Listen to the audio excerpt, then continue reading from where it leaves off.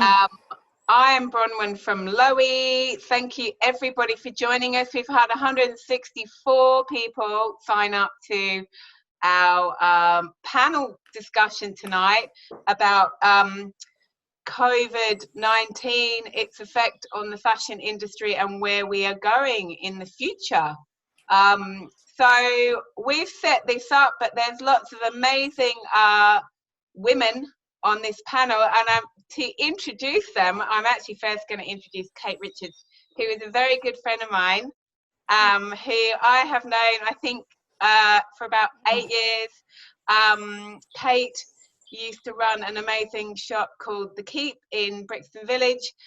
She's an environmental campaigner, and she is a very, very informed about sustainable fashion. So it's a pleasure to have her be our host for this evening. Oh, thank you so much, Bronwyn. It's a real honour to kind of also be able to. I think it's a real honour to be able to chat to other small business owners who having been one myself, I admire you all so much. I admire you all so much anyway, but in a pandemic like the one that we're going through and in conditions that we've never seen before, I couldn't have more admiration for all of you, because I think I would have crumbled totally into pieces. And I think the fact that from what I've seen that you've all faced the challenge kind of really full on, and even in a time of such uncertainty, you've really you seem to have embraced it, and that's what I think is absolutely incredible. But also you're using this time to reflect and think about how we can change and how the fashion industry can change. So I think this is going to be a really fantastic panel discussion about what you have been thinking about in this moment of pause and deep reflection, despite all the noise and panic and craziness and tragedy and sadness that's going on outside. So you are true inspirations for me, that's for sure. So I will also now introduce you guys. So to those of you who are listening in on this chat and live on Facebook, we have first up, we have Esha. So Esha is the founder of Omi Nana. Is that, I just want to check, Esha, that would be how I pronounce that. I don't want to. Yeah, you're not too far off. It's Omi Nana. Yeah. Omi Nana. Yeah. It's a gorgeous name. It's also it's a beautiful online website. And you've been going for a year or more. Coming up to our first birthday next month. Quite phenomenal. And what I loved, I kind of did a long kind of trawl through your Instagram and your website, and you just reminded me of the very reason why I kind of ever fell in love with ethical fashion. I love the way you tell such a strong story about craft and the artisan behind the makers of fashion. And yeah, I just wanted to thank you for that, because having had my shop and kind of closing it down in December, I think I'd forgotten all the reasons why I ever fell in love with it in the first place. So Isha, you have really reminded me of the beauty of that kind of craft narrative behind the clothes that we wear. So anyone who hasn't gone and visited Isha's online store, you need to make sure that you do that as soon as this chat is over. And then we have Bronwyn. Yeah, like you say, Bronwyn, we have known each other for quite a long time. Bronwyn is the founder of Lowie, but is also the founder of Miss Pom Pom. So Lowie has been running, it's a heritage-inspired women's wear brand, and it has been running since 2002. Yes. Which is such a long time in the grand scheme of everything.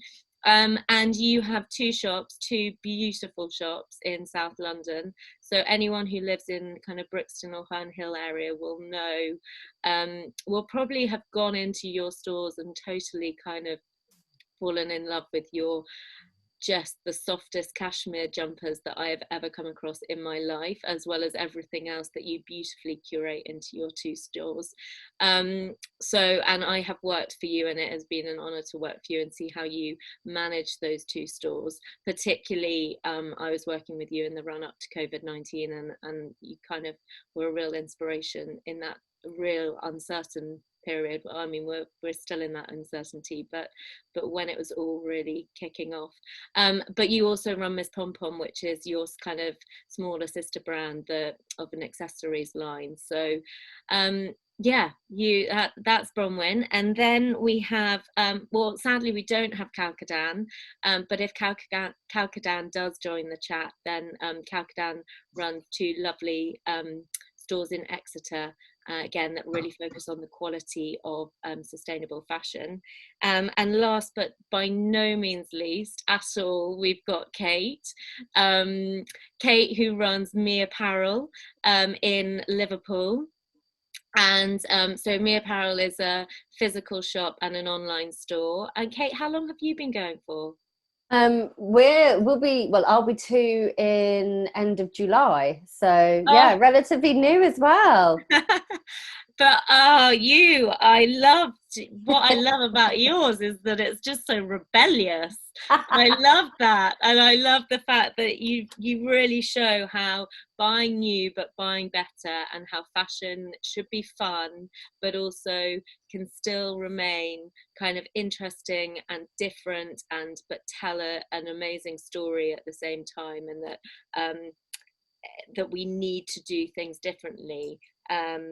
So Kate, I just think you kind of you shout about things that really matter, and the voice, obviously, and the fact that you're championing kind of sustainable fashion in a different part of the country, which is vital. Yeah, very different up north. Yeah. So I imagine, that's a whole kind of, I mean, you're a real pioneer in that respect, because I feel that London is probably where people are a lot more used to the terms sustainable fashion and ethical fashion, but actually the further away, the more you probably had to do more of an education piece as well. Absolutely. It's been really lovely to kind of see people come out of their little towns and villages to kind of, I'm a huge fan of sustainability as well, but we've not been able to kind of have access to it because it's all in London. Yeah. So it's been really nice, interesting conversations for sure. Oh, so fantastic. So so we have got some fantastic people on the panel. And so today, I think, what we're really going to be discussing is we're going to talk about the garment workers and the impact of coronavirus downstream of the supply chains. We're also going to talk about the impact of COVID-19 on small independent businesses and brands, which, is very obviously close to all of your hearts. And then if Kalkidan does join, but if not, I'd love us to touch upon kind of maybe how we are imagining a move away from current economic linear models towards more kind of circularity, if that is something that might have come up as a result of the pandemic. And finally then kind of have a chat about legislation and policy, because I think that's now is a really important time that we start thinking about how or what do we do as we start to move out of lockdown, and try and prevent a massive kind of economic ramping up of production and overconsumption to get the economy going, and what can we all do, and what can everyone listening in do to try and make sure that we just don't go to the other extreme and totally kind of magnify the climate emergency that we're in at the moment. So those are kind of the touching points, and I think really I wanted to start with you, Esha, talking about seeing that you're very much into the narrative and the artisan and the craft and the story around the making process of clothes that we should really cherish and love. I just wanted to ask you some questions about what you think the impact of coronavirus has been on the garment worker.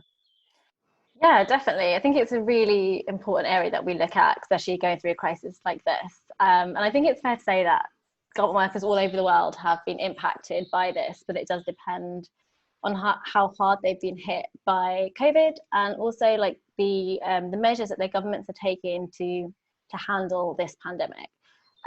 So we have South Korea, which have taken a fairly relaxed approach. And on the other extreme, we have somewhere like India, which have taken quite strict measures. And, I think they put those measures in, that their lockdown happened in 4 hours. So you can imagine the impact that had on workers and businesses to try and react that quickly. It's quite something. And that has had a knock-on effect on, obviously, garment workers and their kind of position, which has become quite precarious. I think in India, I think it's like 12 million people work in factories, and millions more work in what they call the informal sector. So that's a huge amount of people that have been impacted by, work stopping. And the amount of kind of factories that have shut down is, there's lots. I think in Bangladesh, I think they're talking about over 1,000 factories closing down. And orders worth over 1.5 billion have been cancelled. So that impact on the economy, but also on kind of workers and their livelihoods is pretty significant. And I actually think that it's probable that those numbers are probably actually a lot higher, because there are so many workers that are not accounted for. Yeah. When you're nodding, I think you probably agree, but there are so many kind of different types of workers, like hourly based workers, and artisans, so the kind of people that the designers I work with, have close relationships with. Piece workers as well. Yeah, so many people that are not necessarily on kind of salaries or are working for kind of large factories. And also kind of farmers, if you think about the whole industry, the whole supply chain, it kind of goes back quite far. So yeah, it's definitely something that has hit businesses and workers, leaving a lot of workers without their usual pay slips, obviously meaning that they don't have money to buy food or cover rent, or just have that, the basic survival, the things you need to survive in everyday life. And can I just ask a question? Why do you think, or the people, or two questions, I've got two questions. So firstly, what has been some of the conversations that you've been having on the ground with your stockists and suppliers, and how have they been faring, or those must have been quite hard conversations that you've been having? Yeah, I think everyone's worried, and I think because there wasn't like a gradual transition like we had here, we had almost a couple of weeks where measures became stricter, and I think business was starting to plan about what they were going to do.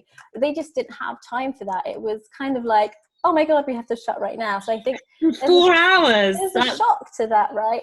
And you can imagine from a business perspective trying to work out what you're going to do with 100 or 200 employees, in a very short amount of time. So the designers that I'm working with, it's, some of them are coping, some of them have got plans in place for like 6 months, but some of them are really struggling and they're kind of worried about how they're going to get through the next month. So it's a scale, I think, and that's dependent on how long they have been operating for. But yeah, there's a genuine concern because they're not really getting the support that they want from the government. Like here we have lots of kind of schemes to keep people going and businesses going. They just don't have any of that. There's one kind of relief fund for it's kind of for the poorest of the poor. It's called the PM Cares, which I find kind of a little bit funny because you would hope that the PM does care. Yeah, at a bare minimum. Yeah, but that doesn't actually, a lot of garment workers don't fall into the poorest of the poor category. They're kind of one step above that, but they're not getting their wages and they're not getting government support. So obviously in a really difficult position, and if businesses aren't given help to pay them, they're kind of left in a very tricky situation. And I suppose that brings up the point of, whose responsibility is it? Like, why are we in this position, or why are they in that position? Yeah, where there is no safety net, and everyone seems to be using the loopholes. Kind of, I don't know whether, is it a brand's responsibility or a brand's shirking the responsibility? Yeah, and I think there's loads of different factors in this one. Firstly, I think it's really important to kind of think about the fact that the workers don't really have the same protection or rights that we do. Very many of them aren't really working on kind of contracts, or the contracts aren't really being honoured. So they're quite vulnerable as workers. And I think brands obviously have a big part to play, both big and small. I definitely feel it. You know, I'm not even a year old, but I feel like, God, I need to do something, or what can I do? And I'm asking those questions and trying to kind of come up with some sort of solution. But especially the bigger brands, they definitely have a part to play. I think, and how it works in a very kind of, you know, broad way is that, you know, they kind of place their orders, factories go out, procure the materials, get the workers to make everything, send the garments out to the big brands, and then, you know, then they will pay. And the issue is that some of the orders are being cancelled, you know, halfway through production, when the factories have already invested their money and resources in kind of trying to, you know, make all of these garments. So that's obviously a really tricky position for the factories to be in. So that has contributed to them not being able to necessarily pay.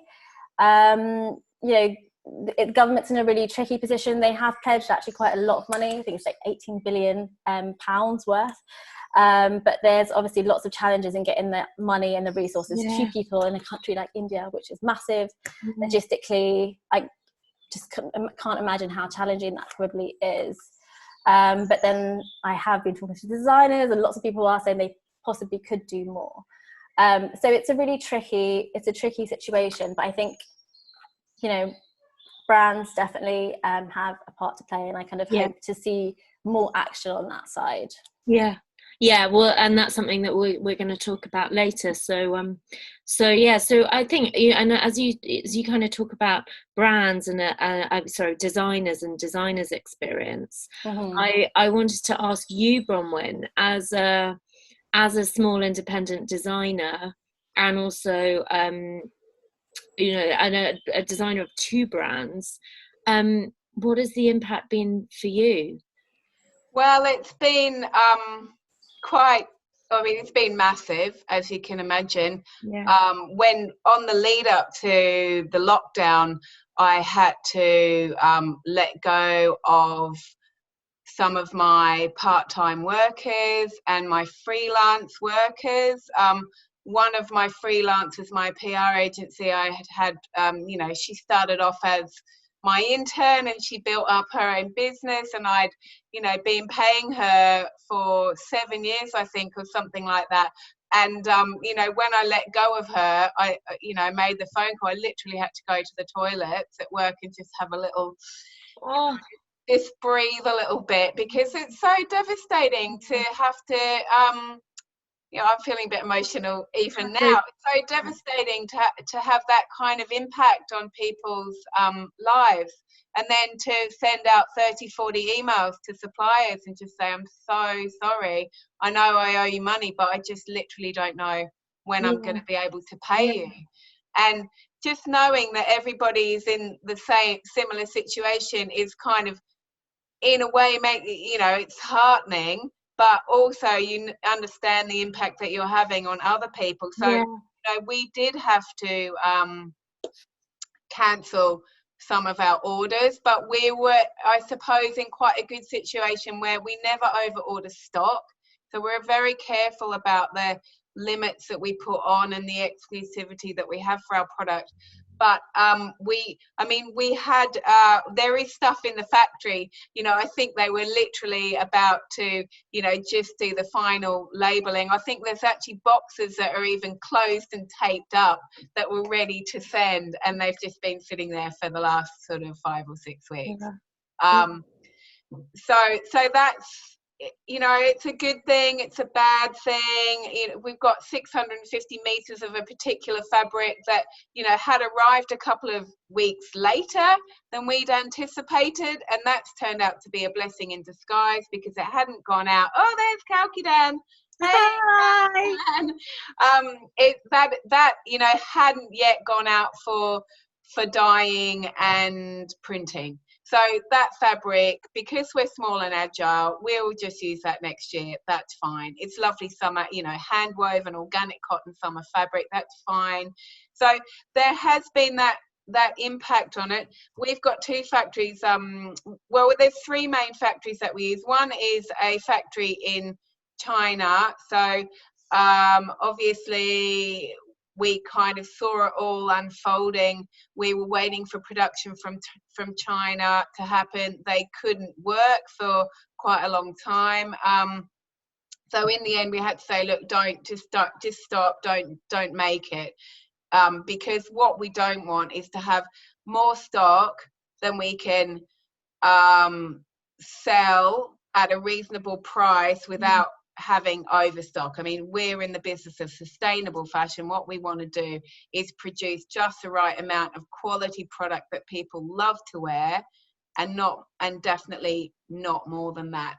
And then in India, obviously, as we know, they had almost no time to shut the factories, and we're quite lucky that one of our factories, he's kind of made his own village, and there's 25 workers that are actually living there in their own little bubble, and he's actually been able to continue working. And I know that they at the moment, both of those factories are still paying the wages of their staff, but obviously we don't know for how long. Yeah. They're going to be able to do that. So, I think the way it goes up the supply chain, it just has a knock-on effect, as you said, Kate, or Esha, I can't remember which one of you, all the way down to the cotton producers. Yeah. And, we all need to think about our impact on everybody, but also I don't want to be bringing product in that we then have to discount. So there's a massive discounting culture out there at the moment, so there's going to be a lot of extra inventory. At the moment we don't know what's going to be happening to all that extra inventory.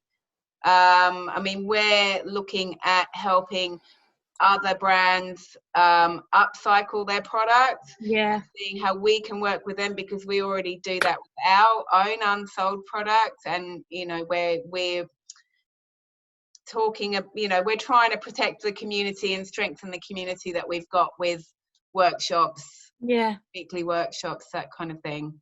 No, well, what you mentioned there, it's just, oh God, it's like a seesaw, because, well, a seesaw is probably the wrong metaphor, but, you highlight as a small business the stress on you as the person who has to send off those emails, have those conversations. You can't hide behind anything, and so you shoulder the absolute burden of it all as a small business owner. But then you also highlight the amazing nimbleness of a small business, so that and that's, I feel like, what the future is going to be more and more uncertain as climate change, and what we don't know what is around the corner. And as you say, small businesses can be nimble. They don't have massive excess stock, so there's not this kind of huge mountains of clothing that now can have to be discarded. I mean, obviously you've got certain amounts, as you say, the boxes that are unsellable, but you can do things. And like you say, what I love about Lowie is that you do the upcycling and the workshop, so that, and that's a way of incorporating all of your community, right? Your supply chain right at the bottom, but also you're passing on that message to the people who buy your clothes about how they can keep it for longer. And I think that longevity thing is really important, and something that I think all of you here on the panel are really, you tell the story and you're really promoting the longevity of things. So I think I'll just say hi to Kalkidan. So I think is Alicia on? We just want to take you off mute. Yes. Oh, hi Kalkidan. How are you doing? I'm really good. Thank you so much. No worries. We have already introduced you, but just for a reminder for people who might have joined the chat late as well, we've said that you have, you've got your it's two shops in Exeter, men's and women's. Sancho's has been, you've been going how long? 5 years. Five years. years? My 20s. Yeah, no, it's been good. And your focus is very much on the quality of clothing and making sure that it's not made from fibers and fabrics that are going to have a damaging impact on the planet, but also that the people made. But also what's interesting is that you are doing an MBA. Yeah, I am. I will just add that so for us, I think it's all about trying to make ethical fashion as affordable as possible. So our collections are, largely simple basics, t-shirts, leggings, things that everybody has in their wardrobe, and we consider them to be like some of the best first swaps for people who are starting the kind of sustainable shopping. And it was because we started the business when we graduated, and we had £1,000 of our student overdraft to begin with, and had no money ourselves. So it felt like, we really wanted to engage in ethical fashion ourselves, but at a price point that we could afford, and that's kind of carried through. I am doing an MBA at the moment. No, because you've just highlighted, I think you've just highlighted a really important point, which is, why fast fashion is so successful is because it's affordable, and that's where sustainable fashion and ethical fashion is a really tough thing, because it's often at a price point that, like you say, when you're studying or you just you don't have that additional money to spend on something that's going to last longer. So actually promoting things that are simple, wearable basics that are going to last the test of time is it's really, really important that more businesses do that. But there was and with the MBA and that's, again, we want to make it affordable because of the waste element that we get with the fast fashion industry, because it doesn't have the quality there. And I just wanted to, to really ask you, obviously the pandemic has really amplified the fashion industry's issue with overconsumption and overproduction. So how do we, from Bronwyn's also done an MBA, so I can, bring you both into this, but how do we get businesses to unlearn the structures of exploitation that make them profitable, basically, and take a step back from these profit at all cost systems of production? How do we do that? No, I think it's a really complex problem. I think there are incentives for businesses to profit maximize, so lower their costs at whatever possible point to create as much extra profit as possible to pay off shareholders. So I think the type of business like we're discussing now is some sort of limited private company that is extracting value in order to take that value right up to shareholders. And in fashion they do that by pursuing low quality materials, so largely synthetic fibers or inorganically grown cottons, or whatever blends that are low quality but cheap, and by suppressing wage payments to labourers, which is really dangerous in fashion because, of course, our clothes are made by people. They're not produced by machines. And if the company structures are unchanged, then how could you try to re-incentivize them? I would say, there are examples from other industries. So you can tax processes, you can tax waste. I think that the Fix Fashion report produced last year called for a 1p tax on all garments sold in order to pay for the recycling infrastructure that is required by the UK to recycle the 300 million tonnes of clothing that we send to landfill each year. And that's one way to incentivize the production of garments. I'm really interested at the moment, what I'm focusing on my studies is in circular fashion and in the opportunities there are to extract value from clothing at different points in that garment's life cycle. So at the moment, retailers can only make money if they sell more items, and so they're going to just try to become as efficient as possible at selling as much as they possibly can, and also introduce inefficiencies into that garment so it breaks down, so that people need to buy more, which is ridiculous. It's crazy. It's absurd. And so the question is there a way for retailers to get long-term value from those garments? And I think where you have servitization models now, and lease models and rent models, I think they are examples of how, you know, that kind of way of making income or an earning from a single product is being challenged, to see if there are ways that you can extract value, not just at the sale of that product, but along its life cycle. And now with the resale market like absolutely booming, I think it's on track to outpace fast fashion, you know, within the next, I think it's 10 years.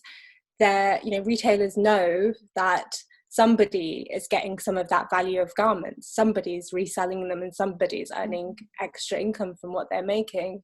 And so at one point, I think something that I'm really personally excited about is if you can show retailers how they benefit from producing a garment that can last 10 years, 20 years, 50 years, then you can re-incentivize the whole process, their whole decision-making infrastructure.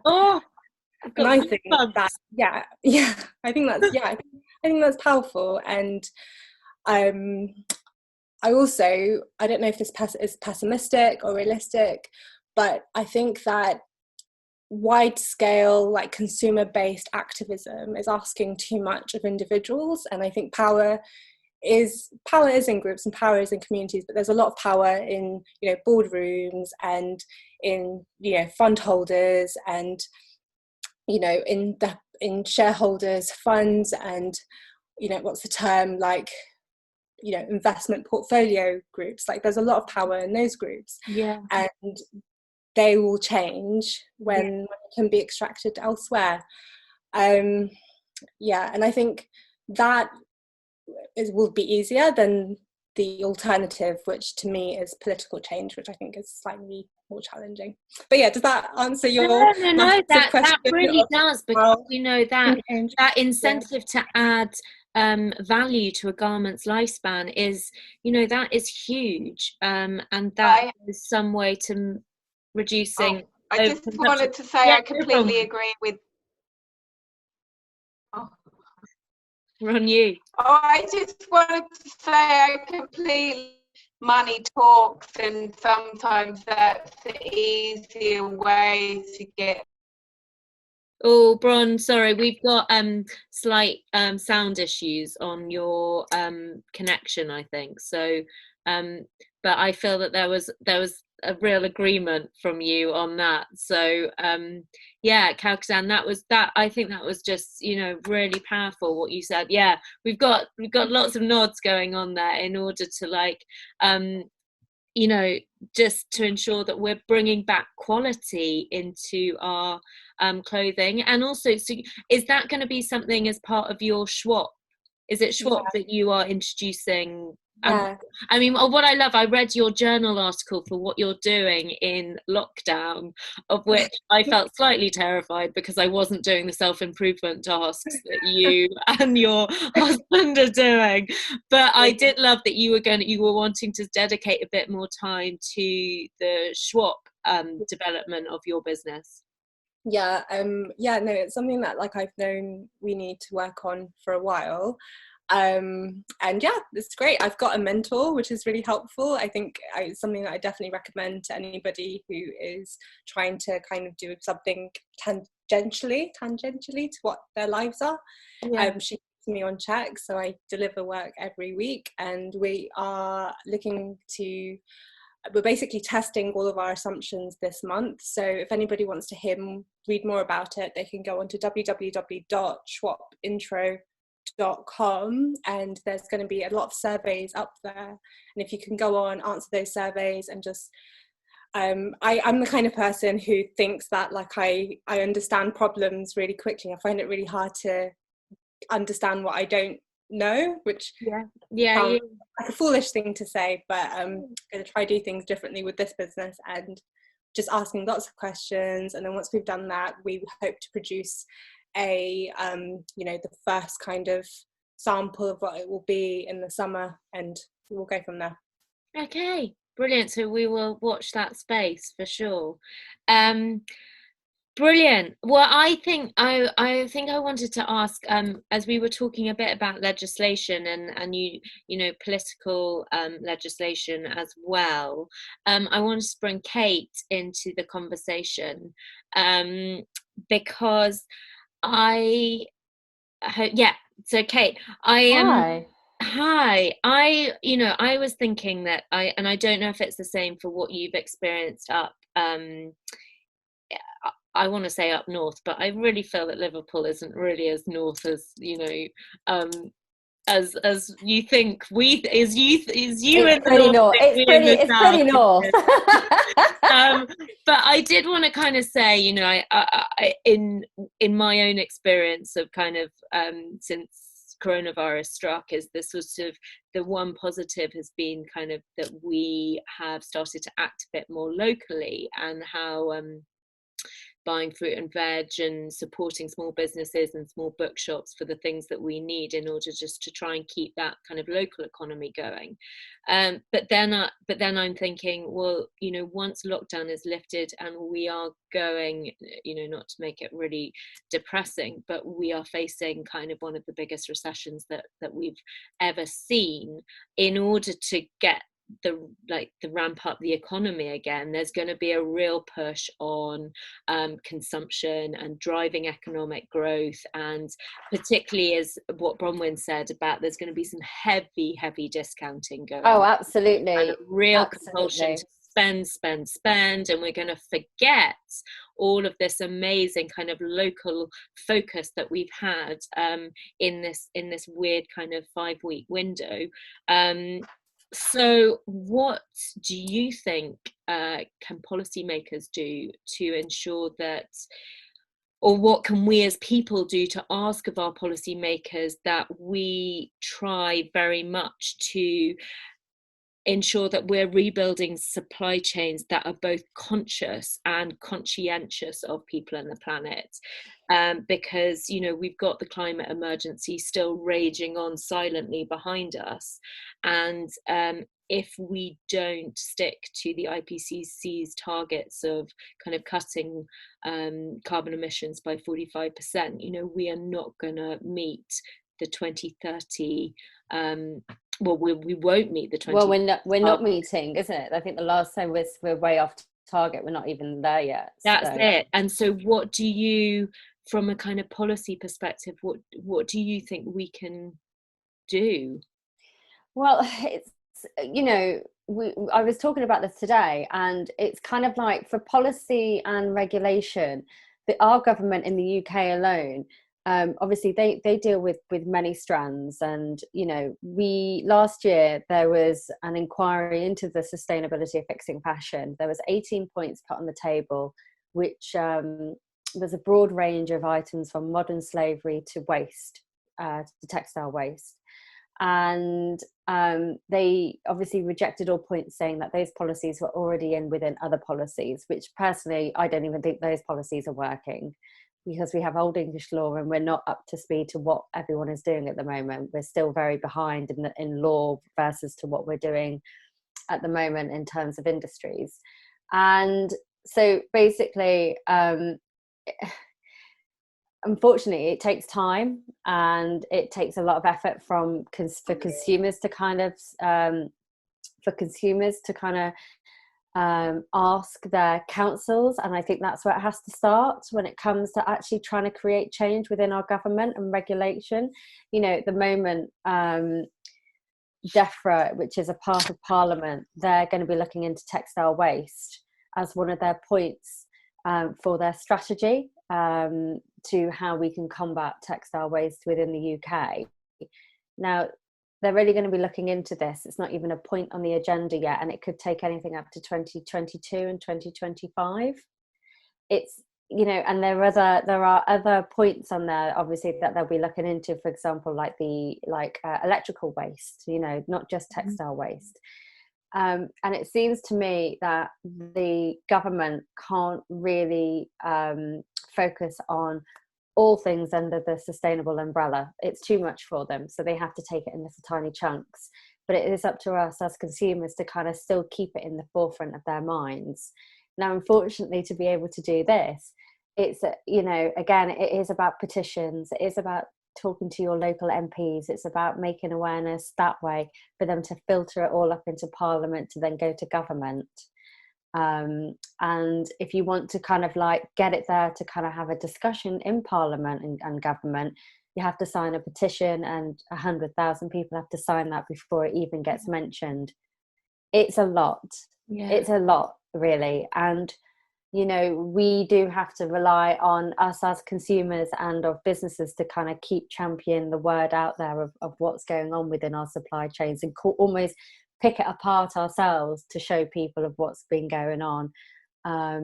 Tell our government, you said last year, you rejected these 18 points, but modern slavery is still happening in Leicester. The proof is there. You need to go and look at it. They need to be reminded that these things are still happening and still going on.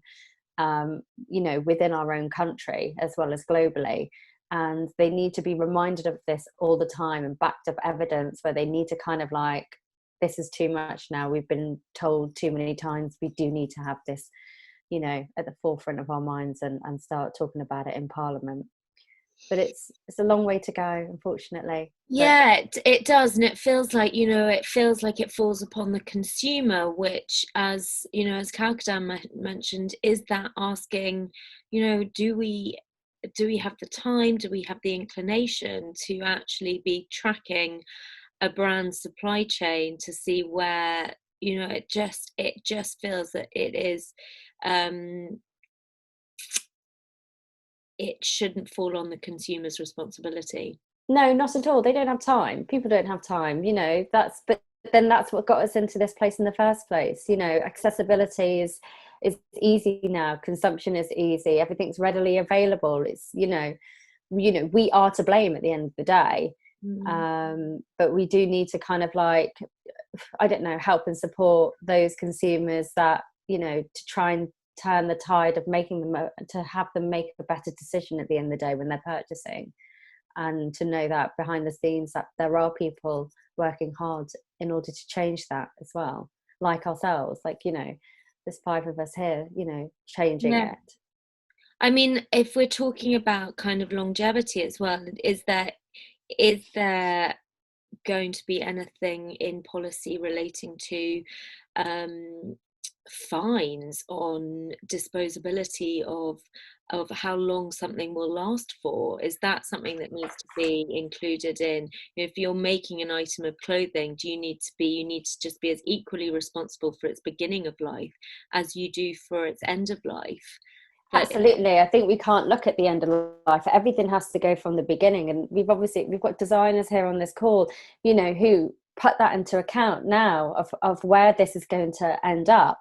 That's the future. Circularity of fashion and textile is the future, and it's about starting to think about your end garment at the beginning stage, from conception.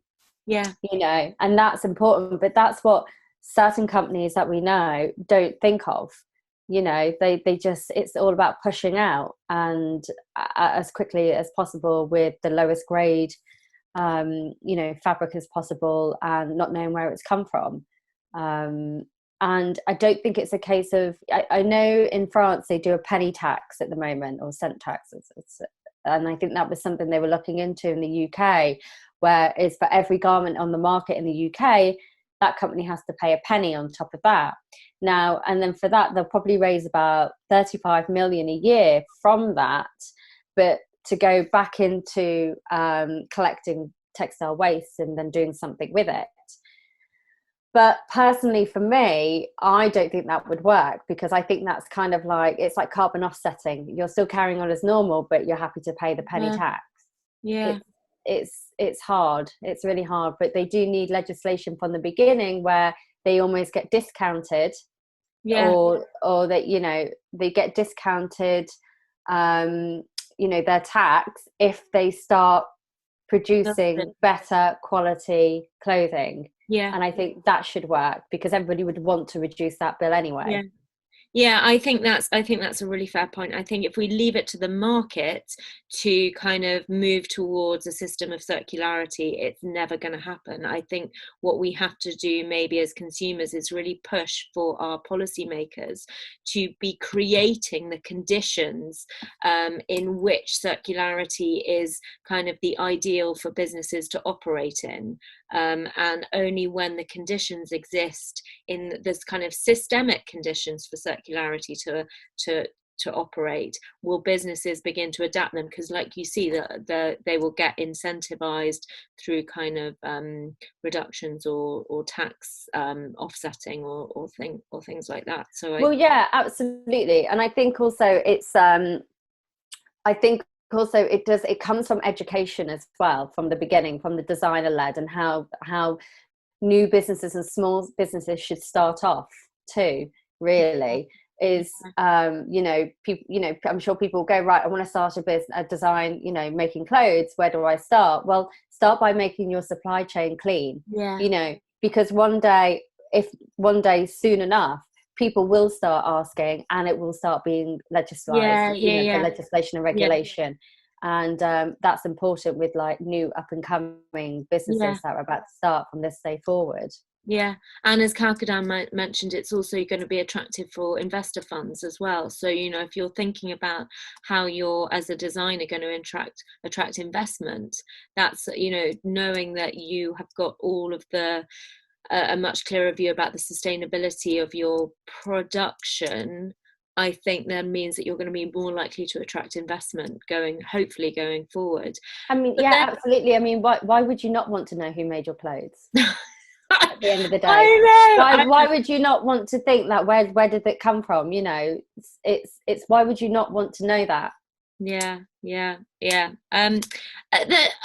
I think one thing though that we haven't talked on, which, you know, I think is I'm not sure who, I might just kind of throw it out there and then see who raises their hand, but is a sort of manufacturing in the UK. Has the impact of coronavirus made us really think about, do we bring production home? I mean, I'm already thinking, but Esha, that's so sad, because, you know, all the amazing kind of hand loom and the making process and the beautiful kind of block printing pieces that you have and that you've sourced, that is so important as well in our kind of expression of self when it comes to fashion, which should be a real kind of unique expression. But then that doesn't say that all of those amazing things don't happen in the UK. It's just that they were more expensive pre-corona times. Who wanted to kind of pick up the UK piece? Okay, I see Bronwyn raising her hand, so well, maybe Esha can come in as well. I mean, we're already making quite a lot of our knitwear in the UK. So now that there's all this problem with movement of goods, I mean, I tried to send a web order to Australia, and DPD wanted to charge me an extra £30 yesterday and sent me an email, and I just went, oh, okay, you know, I'd rather that the customer had the thing that they want. So, you know, all these freight prices are going up quite a lot. This is the only way that airlines can make any money at the moment. So we're having to use what we've got, which is great. And I think it's brilliant for the UK manufacturing industry it's also going to provide jobs for all the people out there who've lost their jobs, which a lot of them are going to be perhaps quite low skilled people. So perhaps manufacturing jobs are things that they might be able to learn reasonably quickly. But it also means that, you know, we are becoming a bit more insular and nationalistic with things. But, you know, we're helping each other out. You know, it's all about buying local, keeping things local. Some things we're not going to be able to get a hold of. Some things are going to take longer to make, but, you know, I'm all up for supporting UK manufacturing if we can. Okay. But then obviously there's cost issues there as well. But you kind of made the point that at the moment that's offset slightly by massive freight issues, and if there's going to be some sort of tax of flying goods across the world, that's offset if you're making it in the UK and it's coming from a much closer to home location. But then Esha, kind of playing devil's advocate over there, what's well, maybe not, I don't know, I might have just put words into your mouth. What's your view? I mean, I think local production is great. I'm not just here to advocate no, I feel like I've now put that on you. No, not at all. I think it would be great. I think we'd have to invest more in the industry here. I don't think, if you think about all the brands that are currently up and running here, in terms of having that skilled workforce probably to kind of produce, would be one thing to think about. And the only other thing I think about, I guess, is producing in India and other countries isn't necessarily a bad thing if we're paying people proper wages and we're doing it the right way. I just think that it has been tainted because there has been so much negativity, and there is so many things kind of going wrong in that end of the supply chain. So I think if there is a way to kind of work on that, that would be good. But I think obviously producing locally is fantastic as well. I think, you know, if we could do a bit of both, even better. Yeah, that is. Well, I feel like we've sort of covered everything that we initially set out to cover. And looking at the time, I just want to make sure that we've got time to open up to any questions that might have come through on the chat. So I will just see, and if anything has come up here. We have had 2 questions that have been answered. So I think, and I'll just check on the chat there. No, I think we haven't had any questions yet. Is there anything else that we wanted to cover on this? I know what we also haven't discussed is the funding. So we've also asked everybody who's joined this conversation that it was a free conversation to join, but that we were asking people to donate to the employee fund. And I know that Esha, that was something that, well, we all felt strongly about it, but that you had some more information about it. So could you just give a bit more information about where people's donations will be going to? Absolutely. So just thank you firstly for anyone who has contributed. Even, you know, as little as £5 would make a massive difference. But essentially, just to give you a bit of background, the Employees Fund was set up by the Lowie, so the designer behind that brand, because she felt that she wasn't in a great position to be able to provide, you know, salaries in the long term or the next couple of months for her employees. So she set up this fund, and actually, as the fund has grown, more and more people have heard about it. Lots of kind of workers and artisans in the local area have appealed for help because they are, you know, just not getting the kind of support that they need. They just don't have they're running out of money, essentially. So that's where the money is going. It's to make sure that people can kind of get that salary that they would have normally got, so that they can just buy the essentials that they need and pay their rent. So if you are able to donate, please do. I think it would be really welcomed. Brilliant. Yeah, and for those of you who have already donated, we're incredibly grateful, and we know that the money is going somewhere where it will directly benefit people who have been impacted by COVID-19. Yeah. We've also had a couple more questions that have come through. One was, what advice, it's from Hannah to all panelists, what advice would you give to someone working in fast fashion who wants to help change it from the inside?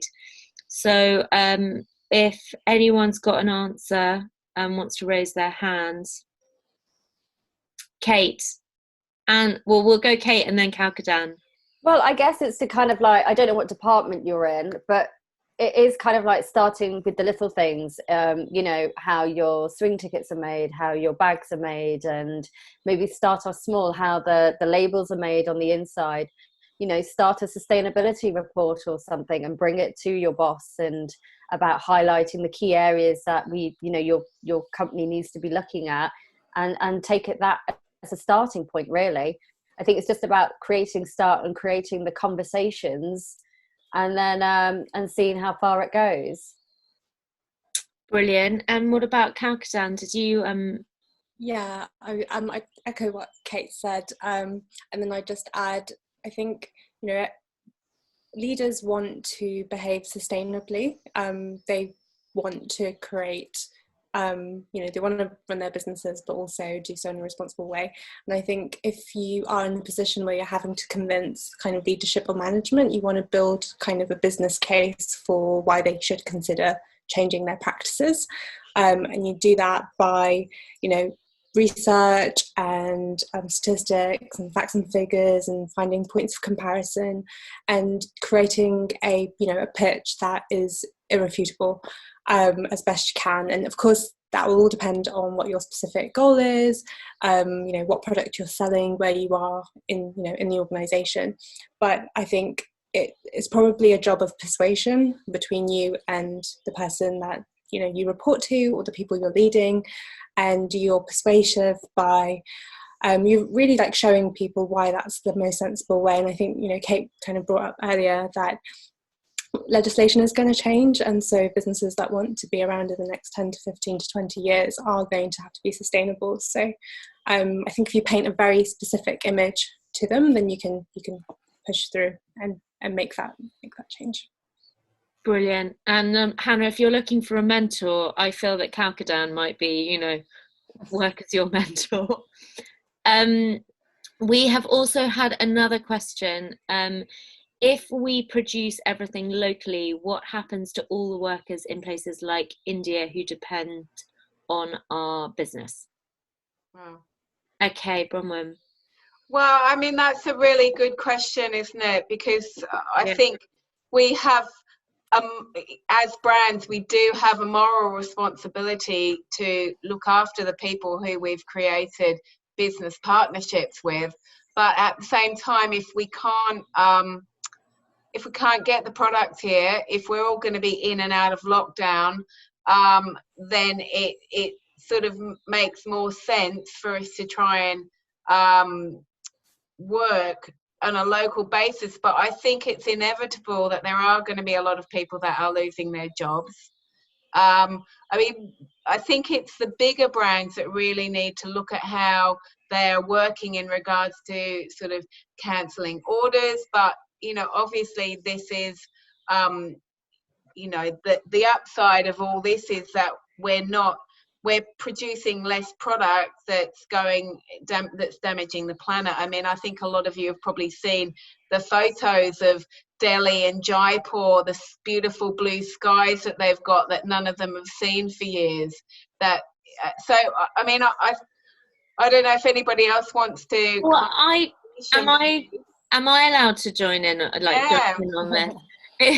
I heard something the other day that did really kind of stick in my mind. Was we might talk about jobs, but we also want to talk about good jobs, and that's we might be providing jobs by producing in developing countries, but are these good jobs, and also have we left then therefore by kind of going deep down into the supply chain and making in countries like India and Bangladesh, have we left them hugely vulnerable to when we no longer want their business, and haven't allowed them to sustainably develop their own economies at a local level? And that those are some of the things that I don't think there's a solution or an answer, but I do think we can't just say, well, we provide jobs and so therefore we should continue to produce in countries where it's cheaper. I think we really need to think about how the well-being of the people that we are employing, however kind of geographically close or far away they might be. That was just a view that I had. Esha. I guess just to quickly add on, I guess this is a really good time for all of us to think about what kind of system we want to go back to. I know that a lot of the designers I'm working with are kind of thinking, oh my God, this is terrible for the next 3 months or 6 months. But, will this make people appreciate, slow fashion, or, what actually goes into producing fashion? One of the designers I was talking to said, actually fashion is really resource intensive. It's expensive if it's done properly. And I think that's something for all of us to reflect on. But I don't think it's a case of kind of jobs disappearing from India. We have fantastic skill set, people with a fantastic skill set out there and who can do amazing things. I think it's just about thinking how we can rework the system to make sure that, we bring people up with us, and also think about sustainability from not just the Western perspective, but also about, building sustainable economies and communities. And if I think it's a tough conversation and not one that I have all the answers to right now, but I think if we can have those conversations and think about things perhaps differently, there might be a way that we can all kind of benefit together, rather than just some people benefiting and others kind of stuck in a cycle of poverty. And you've got Shruti Jane on the Zoom chat is thoroughly in agreement with you there, Esha, and says you can produce in these countries cheaper and yet be ethical. It doesn't have to be one way or the other, which I think is a really excellent point. There was one other question that I think we might have time to cover. Would this crisis push people further to buy cheaper clothes, or would they realise that buying a sustainable product is a valuable investment? So again, is this crisis going to have pushed people further into fast fashion, or can we come out stronger with our sustainable fashion alternatives by presenting it as a valuable investment for the longevity of their wardrobes? Who? Go on, Bronwyn. I mean, I'm sure everybody's got an opinion on this. I think we've all been stuck in our houses for the last, I think, is it 5 weeks now? I can't even remember. It's all starting to kind of meld into one. But we're all realizing that most of us can live with the clothes that we already have in our wardrobe, which, as we know, are the most sustainable clothes. We've been running online workshops every Wednesday night so that you can craft and upcycle and use the things that you've already got. My fear is that people who buy fast fashion, that demographic, is that they are probably just going to go back into their demographic. Apparently, Boohoo has had a big run on boob tubes lately. So, I think it's a sad fact of culture, not just in the West, but affordability will definitely come into it. A lot of people are not going to be able to afford more clothes, but there's definitely going to be a whole load of people out there who are going to go, oh, I went 5 weeks and I only bought one piece of clothing, or I managed to spend some time doing a bit of crafting, doing some upcycling. I think there's other people who are just going to go, oh my God, I can go out now, let's buy a new dress. I don't know what everybody else thinks. Do we have? What about Kalkidan? Kalkidan, what was your? Sure. I don't think that I think if people's incomes fall and they respond to that by continuing to buy lower priced items, I think it's our responsibility to realise that sustainability comes at a price point that tons of people can't access. And of course, people can buy, secondhand and buy less. But beyond that, I think it's so important to recognise that what this situation has shown us is how interconnected our economies are, how interconnected our environment is, and to ask, what is our government going to do with that information? What are businesses going to do with that information? And I think it would be great if we could put as much pressure on our MPs as we might, the teenagers shopping on Boohoo as well. Yeah, I think, I mean, we've done a good hour, so I think this is probably going to draw our session to a close. I think it is just, it is a complicated conversation that we're all having, and there are lots of kind of pieces to this. But I do think, you know, if we can all look at it, and like I said at the beginning, I think you're all so inspiring in the way in which you're kind of pausing and reflecting and looking at this as a real time to embrace change and think about how you can sort of adapt your businesses or bring about or ramp up what you're already doing, because you're a very important voice in the fashion sphere. So I think it's been a really, really interesting discussion, and I am like really kind of riled up again, but also never more have I thought. I think there's just such an important place for sustainable fashion and a conversation around circularity and longevity and owning things that we love, but also just doing what we can to try and drive change to fast fashion brands that inevitably aren't going to do anything off their own account. So it has been really lovely seeing everybody, and thanks to everybody who joined in on the conversation. I'm really glad that we kind of could still connect everybody up during Fashion Revolution Week, despite the fact that we are all stuck within our own four walls. So I think all that's left is just to say goodbye. Does anyone just sort of final wave? Thank you for coming, everybody. And don't forget to donate if you haven't already. I think Alicia's put the link to donate on the chat. And okay. Thank you, Kate, for moderating. Yes. Yeah, thank you, Kate. It's lovely to spend time with you, ladies. All right. Bye. Bye-bye. Bye, everyone.